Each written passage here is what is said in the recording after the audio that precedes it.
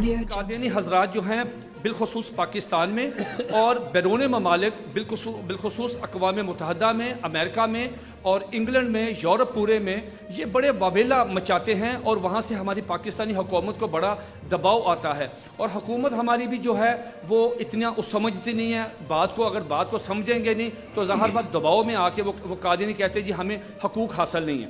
اس میں بڑا دلچسپ بات یہ ہے، دو چیزیں.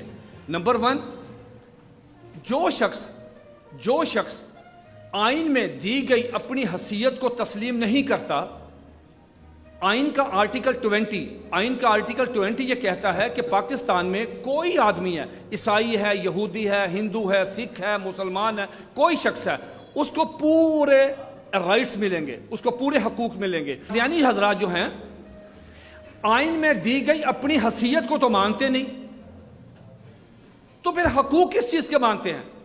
جو شخص آئین میں دی گئی اپنی حیثیت تسلیم نہیں کرتا وہ اپنے حقوق بھی نہیں مانگ سکتا. حقوق اس کو ملیں گے جو کہے گا کہ میرے آئین میں جو میری حیثیت دی گئی میں اس کو تسلیم کرتا ہوں. میں اب آپ کو ایک بہت دلچسپ ایک بات بتاتا ہوں. میں جہاں بھی چاہتا ہوں یہ چیزیں لے کے جاتا ہوں. میرے پاس یہ سپریم کورٹ کا ایک فیصلہ ہے SCMR 1993 ظہیر الدین بنام سرکار. کبھی ٹائم ملے تو اس فیصلے کو ضرور پڑھیے. قادیانی گئے سپریم کورٹ میں، کیا لینے گئے؟ کہنے لگے جی کہ تعزیرات پاکستان کی دفعہ 298C کے تحت ہمیں تبلیغ نہیں کرنے دیتے، ہمیں اذان نہیں دینے دیتے، ہمیں شعائر اسلامی استعمال نہیں کرنے دیتے، ہمیں مسلمان کہنے پہ پابندی، ہمیں رائٹس دیں. آئین کا آرٹیکل 20 ہمیں رائٹس دیتا ہے، حقوق دیتا ہے. سپریم کورٹ نے کہا آ جائیں.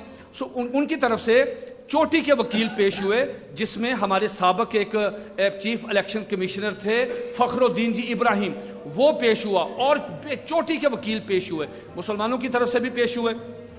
سپریم کورٹ نے کہا کیا لینے آئے ہو بھائی؟ انہوں نے کہا جی ہمیں حقوق دیں.